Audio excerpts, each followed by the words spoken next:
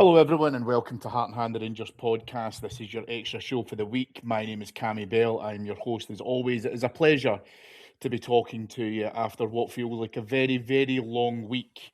And here to join me, and just as we were talking before we came on air about the highlight of our week, we are both old men shouting at clouds because our highlights across the week where we were able to get the grass cut, and that's Alan Bradley. Alan, thank you for coming on.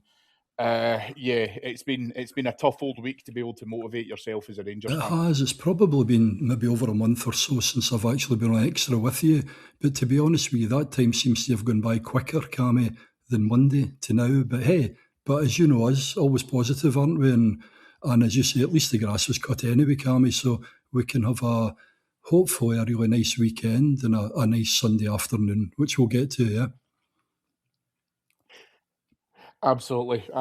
Alan, we will obviously talk about this weekend's Old Firm game across their midden in due course. However, I'm keen to get your thoughts on what's really been happening, because you say it's been a few weeks since we've had a chance to talk about it, and going into the post-split fixtures, we've had 5 cup finals, we've now had 4 cup finals, we've got 3 cup finals.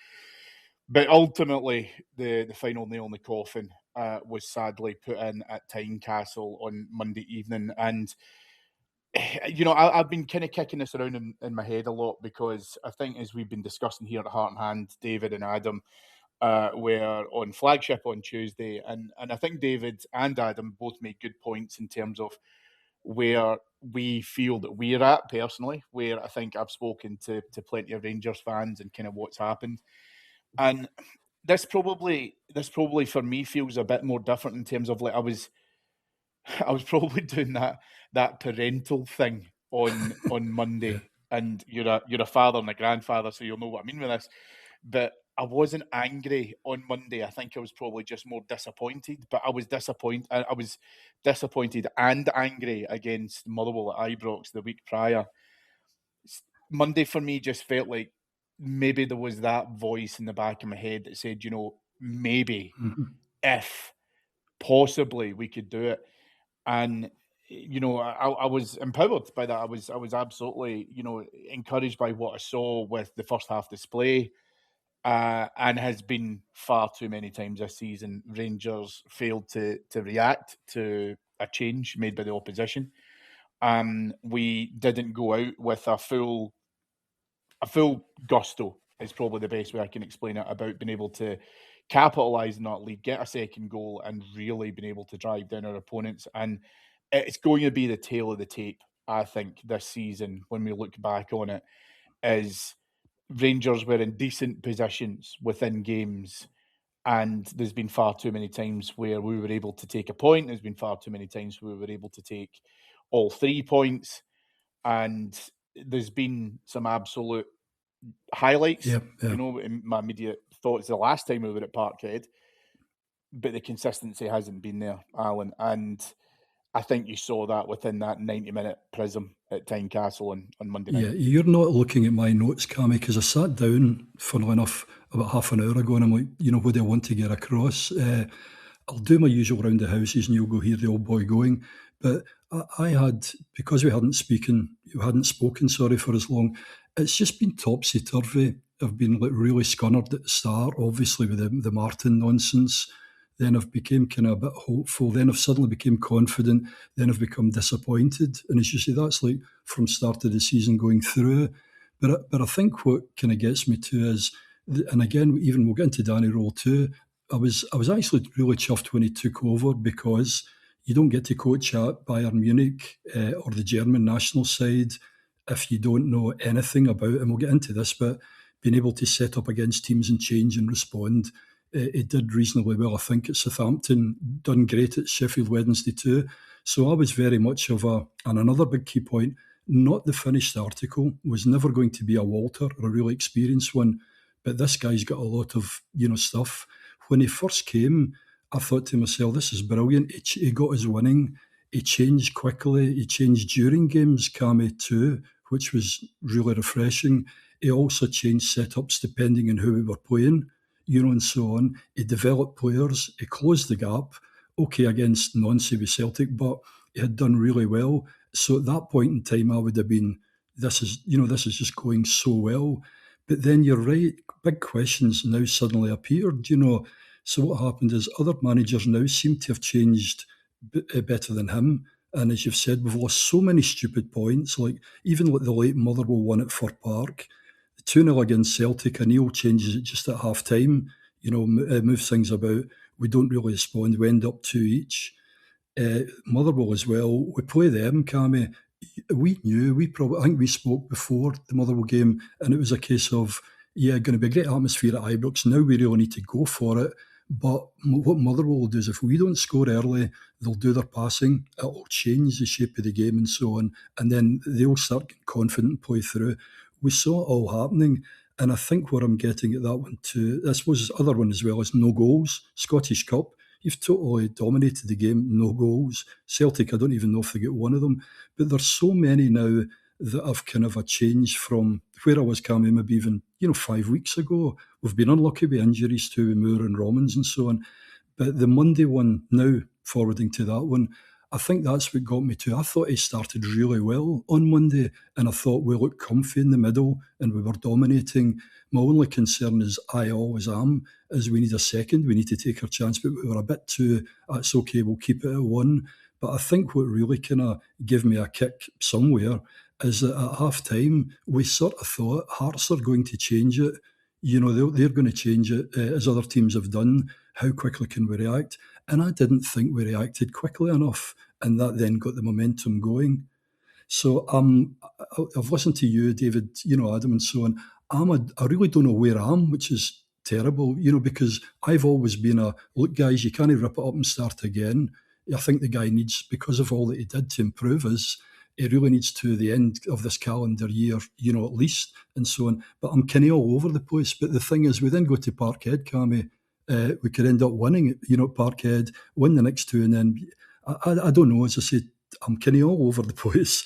I've been really scunnered as well, and I've done my old thing where years ago I wouldn't read a paper. If Rangers got beat, I wouldn't read a paper or look at news for about 3 days, and then I would start thinking about the game.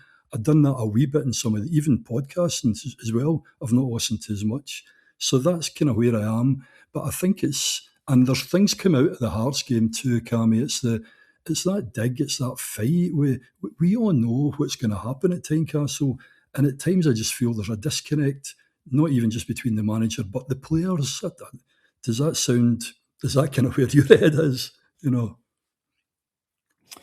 Yeah, crazy I time. agree Yeah. with. I agree with the fact, and I think again this is the argument around we can't keep doing this and it's not working, and I totally get that, and having to rip up and start And I again, haven't as you finally say. made, by the way, I'm But undecided. I haven't finally said, and we've got to. So I'm just trying to get, there's a couple of things kind of conflicted just now, Cammy, with it. Oh, yeah. but I think they're all valid points, and I think it's exactly where I've been at as well. And the problem I'm finding myself in is that I can't judge Danny Röhl on what's happened with some questionable recruitment last summer. Yes, yep. I think we've spent money bringing in reinforcements in January, so I'm not going to say that he hasn't had help when he's needed it within his And he has tenure. developed players in certain ones as well. Yeah.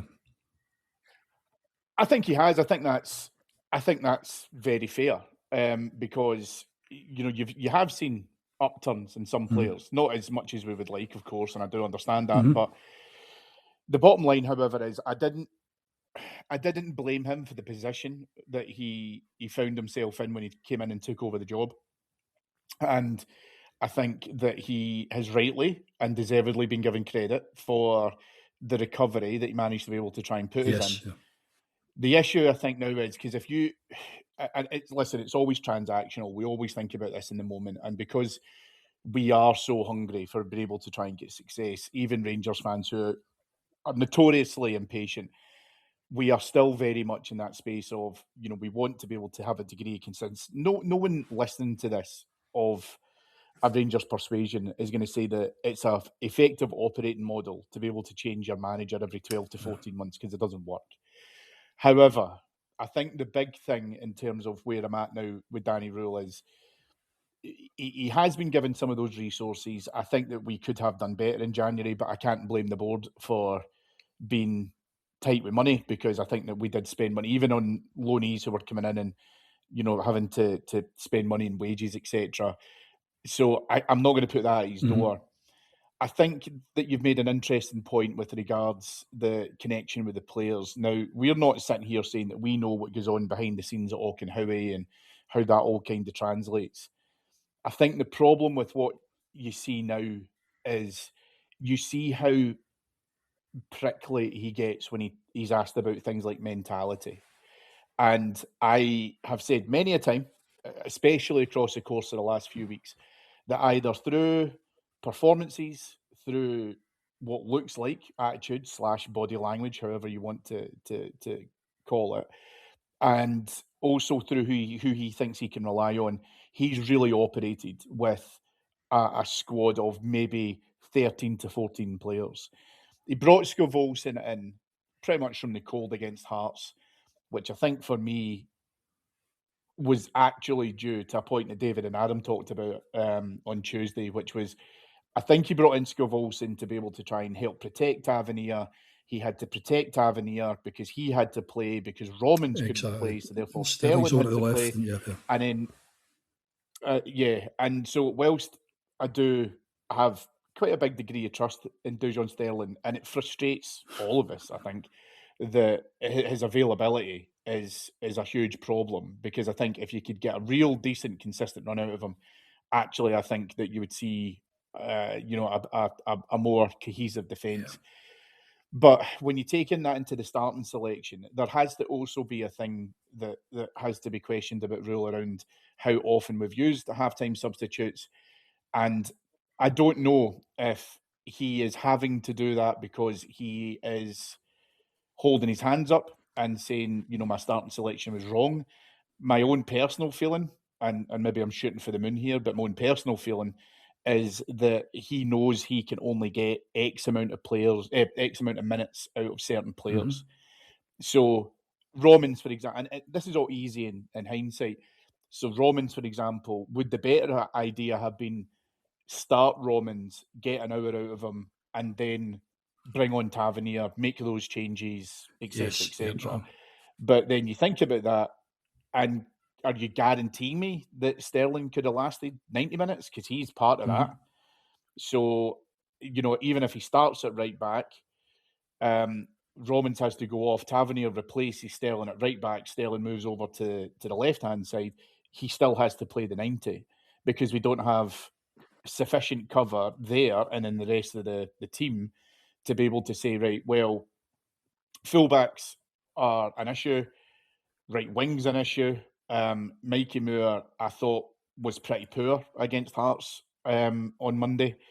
But I'm not going to lay that at the lad's door, because I think he's been exceptional in other games and he's played a lot of football. So there's only so much you can get out of him at the best of times. I think he'll probably go back down south in the summer, depending on what happens with Spurs. But I would not object to the idea of Mikey Moore being able to come back to Ibrox for another season next season. Yeah. But the point I'm making, Alan, with all of this is that there are obviously variables in terms of what's happening with Danny Röhl's selection and what he has available to him and what he can work with. I think that that's a solid argument. What I am struggling with, and where I really see at the moment, is against Motherwell, if that was the first game of football you'd ever watched in your life, and I had to say to you, one of these teams is chasing for the league, having come back from a horrendous position at the bottom of the table, near enough the bottom of the table, earlier on in the season, and one of them is now going for a league title, you would not have picked Rangers for who that team was. No. And when you see the second half against Hearts, I struggle to think about this idea of, where is the energy, where is the enthusiasm? Do you understand what's in there? And that's inherent, I think, within this group of players. I think because I think they've got weak chins. I think that they struggle under pressure, and I think that when they get to the games that almost feel like the pressure's off and a wee bit of a gimme, and you saw that when Danny Röhl first came in, was it was kind of like the only way is up. Whereas now, when you get into a real significant position of being able to challenge for the league, uh, they start to crumble. You're needing obviously better mentality. He inherited the biggest lot of goodness knows what, when he came in, and the players as well, because of the previous manager. So he was in a terrible, he came in with an absolute terrible pack of cards to play with. So I think for me, it has done relatively well to obviously move them from, as you say, second, third bottom or whatever. So and he did for a while. It was looking good. But again, as you say, I think it's the flaws within each of the players. I do think, and everybody says mentality, but there is. It is a totally different thing. It's one thing being able to play when you don't have that. You've got to win the whole Rangers, and a lot of those players that we have, they just don't have it. I think where I was coming on more to the Danny Röhl side of it is, it's just the old guy. You talked about the old people at Clouds and so on. This is probably me, because I grew up with managers that, and it's different times because I know there's HR now and thing, but managers, people were actually scared of the managers. There was a kind of fear. You hear about old players saying, we were scared to go in at half time if we were beaten, if we hadn't done. But there seems to be almost a kind of acceptance now that if players don't actually meet the required standards, even during games and so on, it's okay. I don't. And it's as if for us to get back to that Rangers way of, we're Rangers, we've got to win and so on, we need to have that from the manager, but each of those players need to have them. But unfortunately, because of the way things are now and what we've got, you're picking people who really they're not going to meet that level unless you could buy loads of experienced winners from everywhere. But they're just obviously sucked elsewhere, aren't they? So it's a kind of combination of things. But I get it with some of the players, even the likes of against Hearts and so on. I mean, that was pretty much you've got to win this to keep the attitude. I don't know. We just didn't seem to have the same level of aggression. And as I say, I think what's gone on me too was not even just the Danny Röhl, but it's just this, we're a bit disappointed. And there's almost like an acceptance now, which we need to get through. Obviously, Kavanagh, depending what happens with Danny Röhl, if there's talk of, I think, Wolfsburg still links with that one. But if potentially he then went away there and we get someone else in, but as I say, I don't know. If that's not the case and he is committed to staying, then Andrew Kavanagh and the team, they need to give really enough resources and give it one more go, and really kind of push on. I don't know. But as I say, what's more frustrating, you mentioned about a number of games, pretty much every game I'm at, Cammy, you don't know if we won blinking half for the other. You don't even know during periods. We can look so good and we can look absolutely horrible. And we need to get that as well. There needs to be a level of consistency where we're pretty much 7, 8 out of 10 throughout games, but we're dropping to 2 and 3, and then occasionally, I don't know. So I'm not a happy chappy at the moment. Well, yeah. Well, I mean, the thing is, though, that this idea of Rangers conceding goals or time throughout games isn't new. Not at all, no. And the only consistent factor within that has been the players. Yeah. I have no idea whether or not this thing with Wolfsburg is true or not. There's a part of me, and maybe this is me just being a wee bit cynical in my old age, but I also think it's interesting that rumour comes out the week of an Old Firm game. Now, I'm not suggesting for a minute that, given the way how things go, and I think most of us are realistic enough to realise that Sunday means a hell of a lot more to Celtic than it does to us at this point in time. But whilst I'm not a Celtic fan that shares an obsession about beating Celtic is the be-all and end-all, because let's face it, as I've said before, the only thing that Rangers fans and Celtic fans really have in common is that they both love talking about Rangers. For me, I think it's interesting, shall we say, that Wolfsburg link has come in. Now, it might be true, right? I'm not saying that it's not. I think that the timing for me just doesn't really pass the smell test, but we will see. I don't think. I also think, I don't think, and I don't think that's sorry, and that won't unsettle us. It won't unsettle us anyway, Cammy, because our heads are all over the place. We're all in it's coming up to an Old Firm game against Celtic. We go to Parkhead, and we've got to give everything that we blinking can, like any other one, and we're going to have to try and go and get the 3 points. At worst, if we come back with a draw. But that, with me, it's not a case of I'm doing this to help anybody else. This is like 60 years of fallen Rangers. It's your playing Celtic, and we've just got to do everything. And that has to be, so regardless even of what's coming out in the paper, what unsettle and so on, that shouldn't be the case at all. Shouldn't be the case, certainly not for fans, but for the players or even the manager as well. Because if it's not, something's far wrong, isn't it? It doesn't matter when we're playing them, Cammy, No, of course not. But I think what's been interesting about the real conversation with people that I've spoken to is that, as we said at the top of the show, we've seen, far too often, certainly for how we have had in our recent history, that when the tide has turned, it's turned, and the vast majority of fans have got their mindset that they want the manager out. Yes.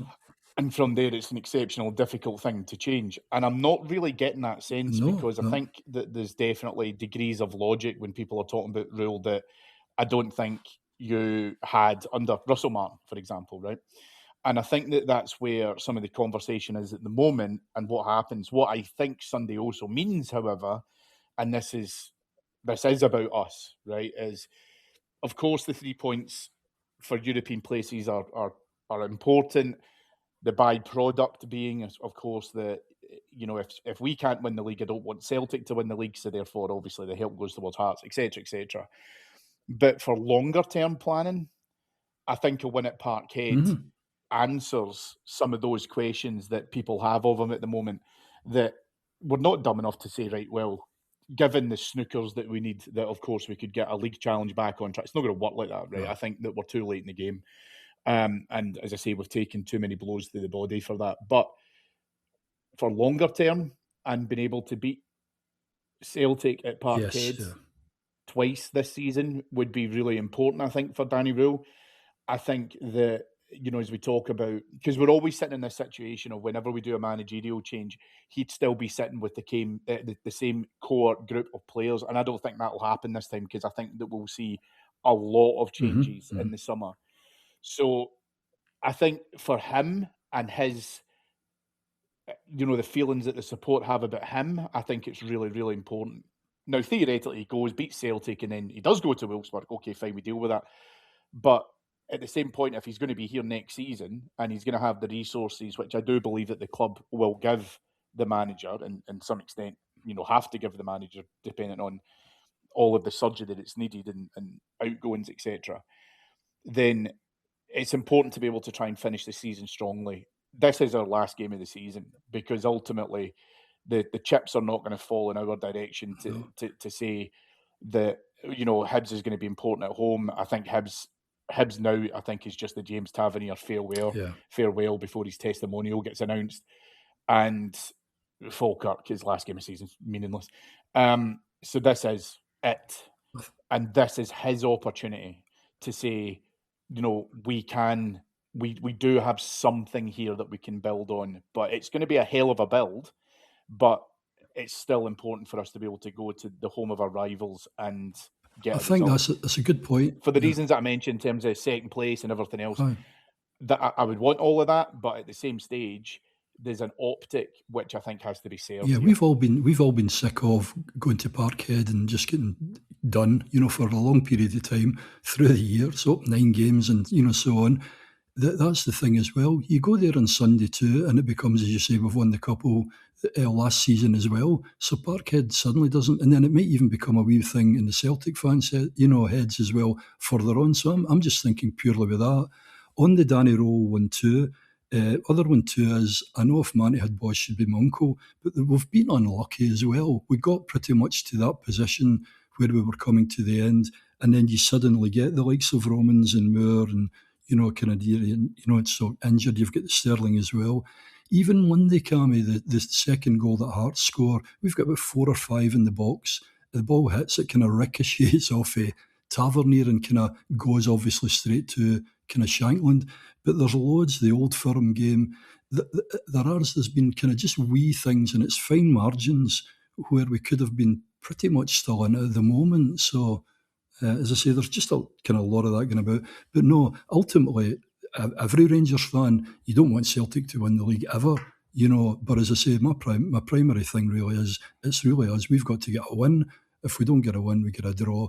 And okay, if ultimately it helps Hearts, but to me, the bigger thing is Rangers. And as you say, there's going to be changes in the summer regardless. And we need to be in as decent possible position to really kick off, from the rest of the season. Yeah.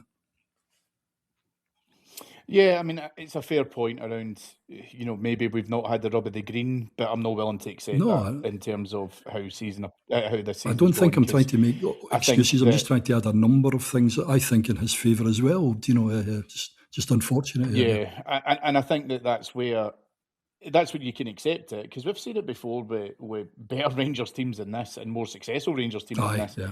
that sometimes in a game you don't get the rub of the green, but at the same point as well, when those circumstances happen, they are almost inconsequential, because you've put yourself into a dominant position, and any impact they have is fairly minimal because you've done the hard work already. This Rangers team, I think, at the moment just now almost feels, because I think it's a great point. I think this Rangers team at this point in time feels like as if they do have bad luck on certain occasions, and oh, that's just the way it kind of goes, and they almost look like as if they can expect something like that to happen.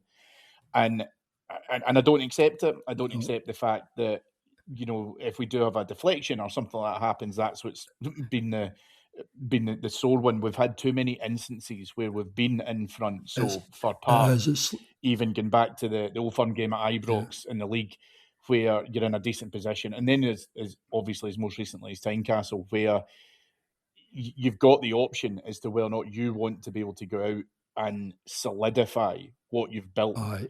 And I think Rangers players almost look like, well, we know that something will happen, so we'll just have to deal with it when it This comes. is But that's not a reaction, no, that's and this is where acceptance. the mentality. That's a kind of loose, but this is where the mentality comes in. And I'm going back to even my old man who used to tell me when I used to go on about it. He said, "So look, decisions don't go your way or whatever. You don't do the petted lip. If you're at Rangers, you just go, well, that's just another challenge, and you fight like whatever to get through." And this is the thing with great Rangers teams. We have adversity and things go wrong, but what do? You roll up your blooming sleeves, but you've also got a few of us screaming at other people to drive them on, which I think there's a lack of that. And we're going off of some of these games as well, I feel. And it's not a case of even us as fans going, okay, I know it was a bit hot headed, but we were fighting like mad. Two of us get sent off, but my God, we gave it everything.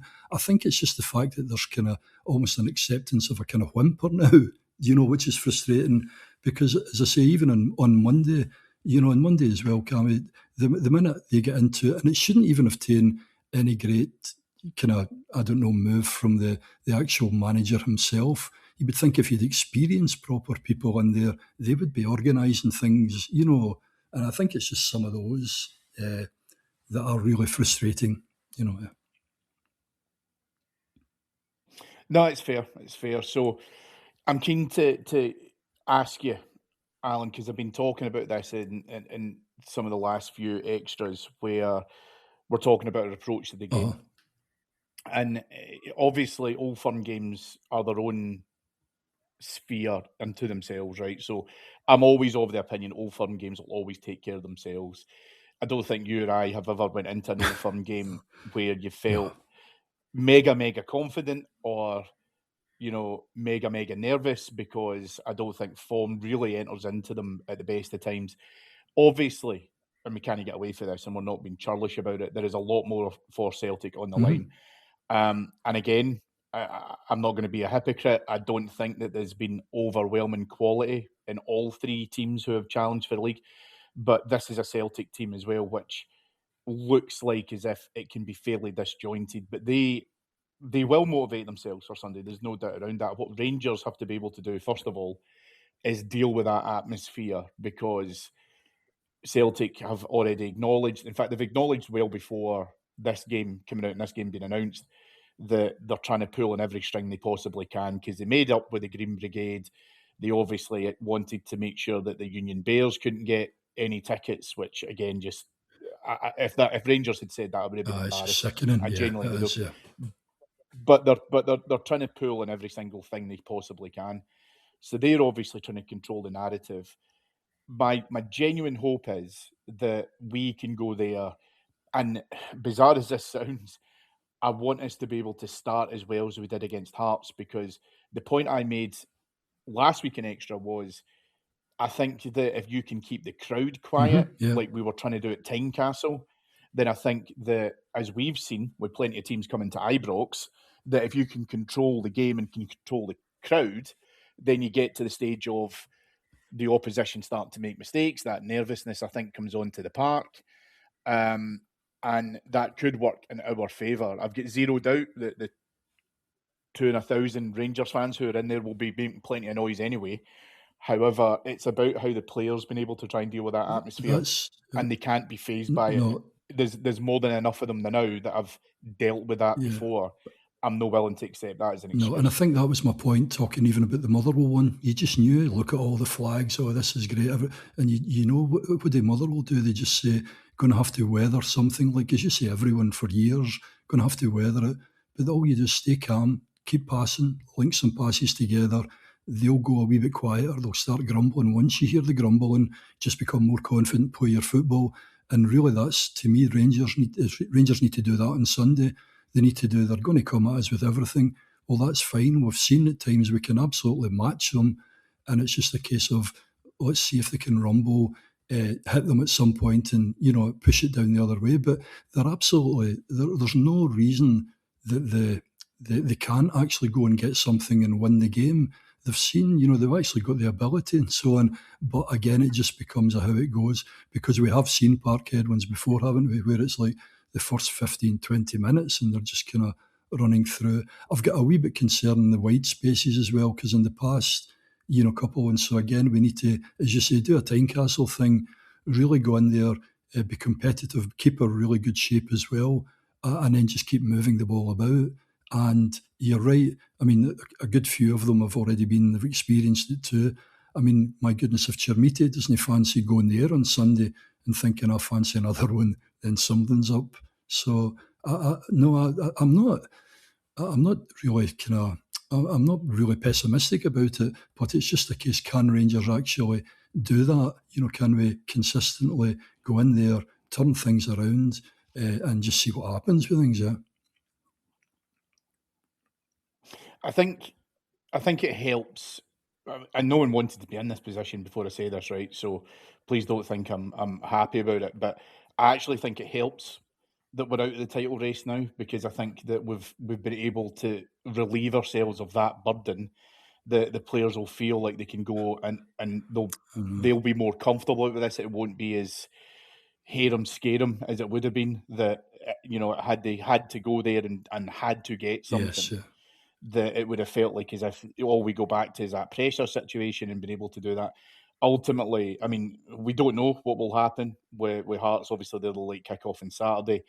If they drop points, all of a sudden Celtic are very much even more motivated than they already are to be able to try and get something. And as I say, whilst for me it's always about Rangers being able to stick the knife in any potential title challenge Celtic have, is is nice. So I think for me it's going to be slightly easier for the players to work within that, within that dynamic, because they've shown that they struggle with parts of significant pressure.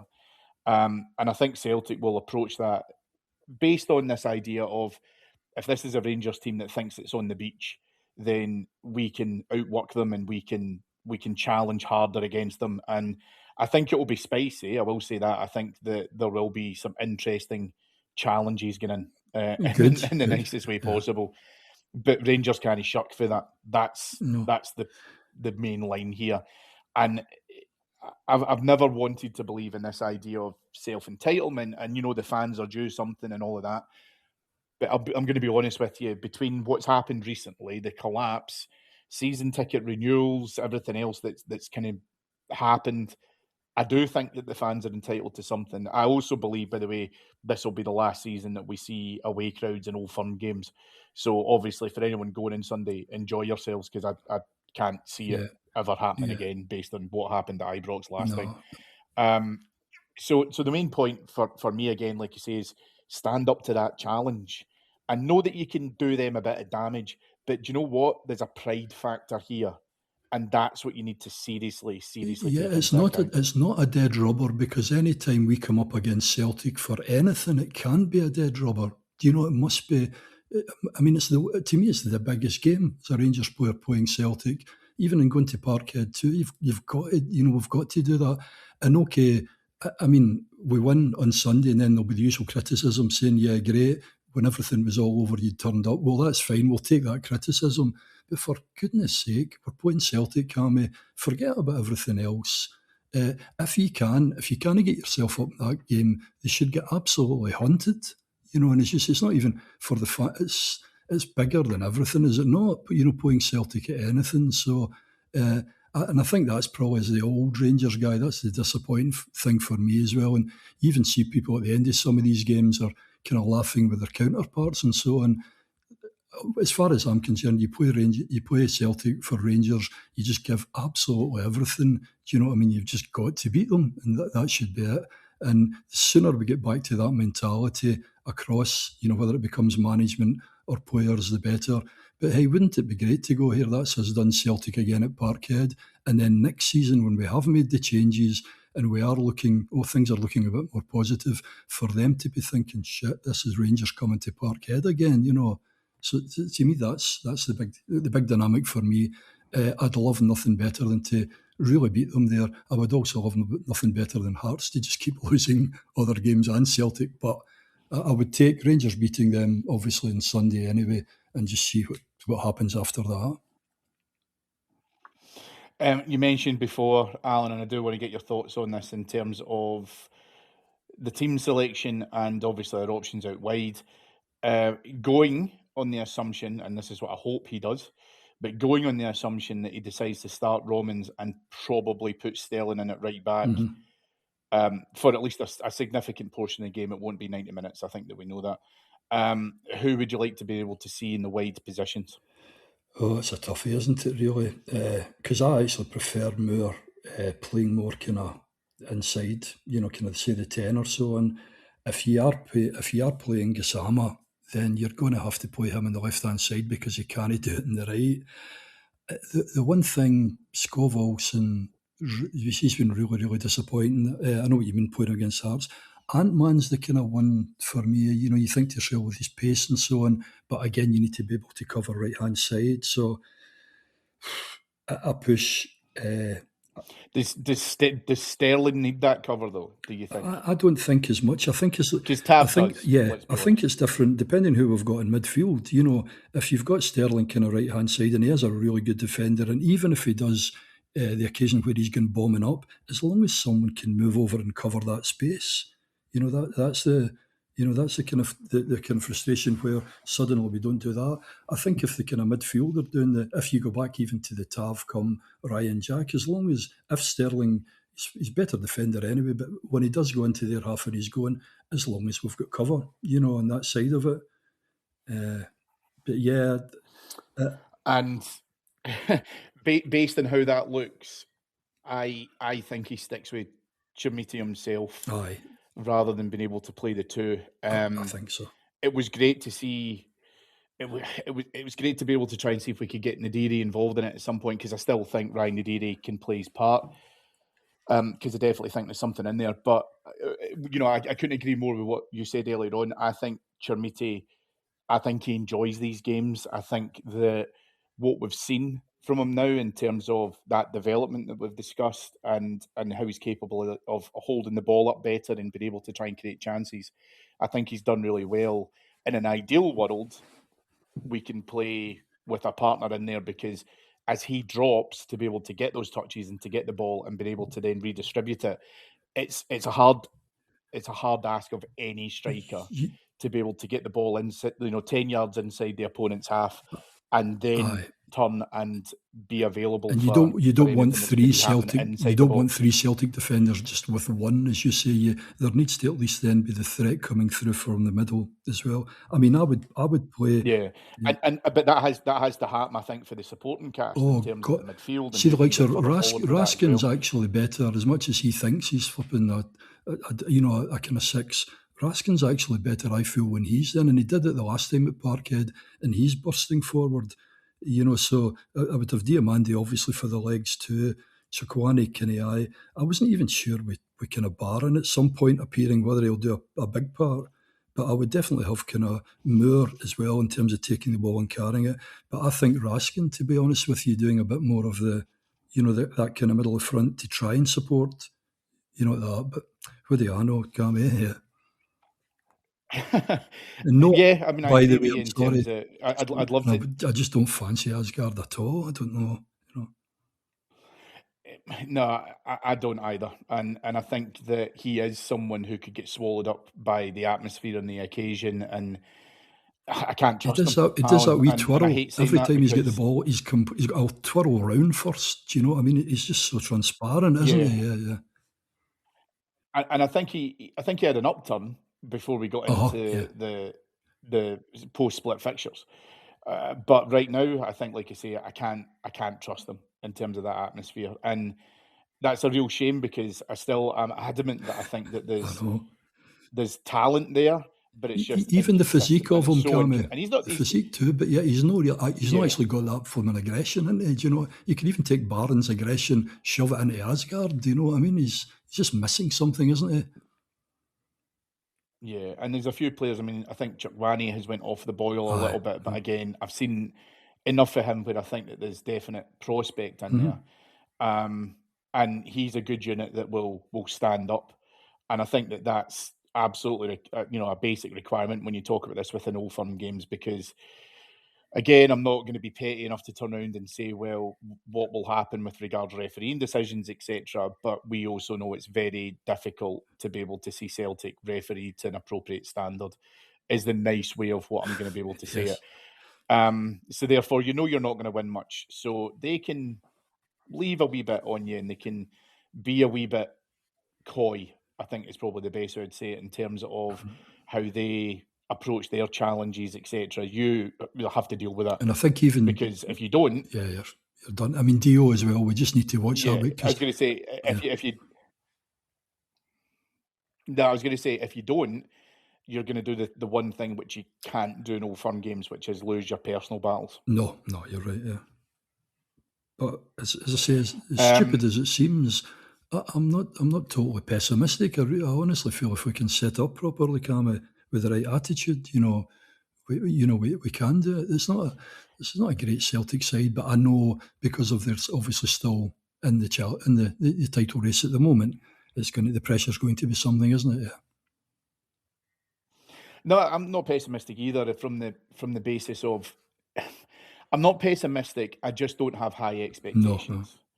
And obviously, if we had got a win at Tynecastle and then that whole narrative changes, then yes, I'd be far more nervous than I'm currently because there'd be more to play for. But I take into account what I've seen in terms of we were able to recover against Motherwell to an extent. Obviously, we still I lost the know. game, but there were some shoots in there to say it wasn't a total domination.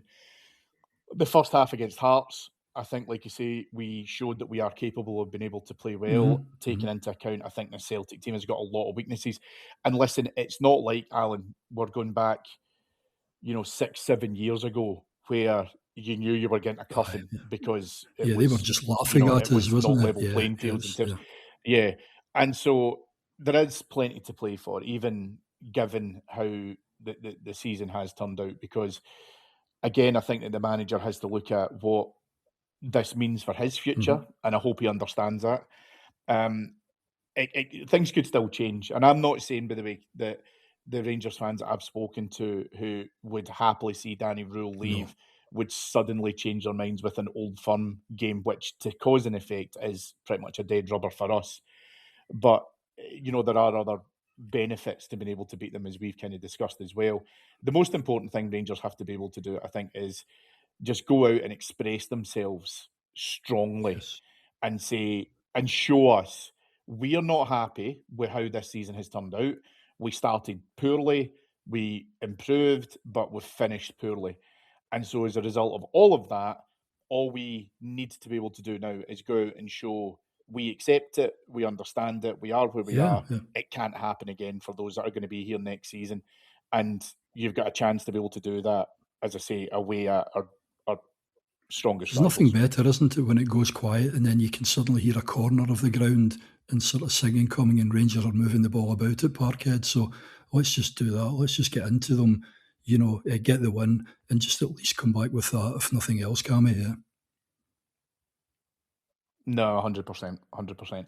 Well, listen, that will do us on Extra this week. I hope that your team wins on Sunday. Again, I think as Alan and I have discussed, there's enough on the line that we need to make sure that we provide a solid performance and hopefully get the win. Yeah, it's going to be a really interesting game to be able to watch. David will be back with you on Flagship on Monday to unpack all of that, and I will be back with you next Thursday to review the Hibs game and look forward to the last game of the season. And I am looking forward to this season finishing up, as I'm sure a lot of you are as well. Thank you to Mike Lee and Paul Myers. Thank you to you all for listening. But also thank you for joining me in the Old Man Shouting at Cloud Committee, Alan Bradley. Thanks, Cammy. Again, it's great to be on. For the record, there's no clouds at the moment in Straven, and the golf's booked for, I think it's 13:27. So everything's no bad, Cammy. Yeah. Well, you go and enjoy that, my friend. The rest of us have to continue earning our crust. But I hope your golf goes well, and I hope that your team wins on Sunday. Thanks, pal. Thank you. As I say, David will be back with you all on Monday. You can obviously head on over to our Patreon site, which is patreon.com/Heart and Hand. And just a shout out as well to our sponsors for this season, the Rangers Youth Development Company. Head on over to their website for loads of great products that you can buy in order to be able to help the next generation of Rangers players, and that's rydc.co.uk. And I'll speak to you again next week. Thanks everyone for listening. Bye-bye.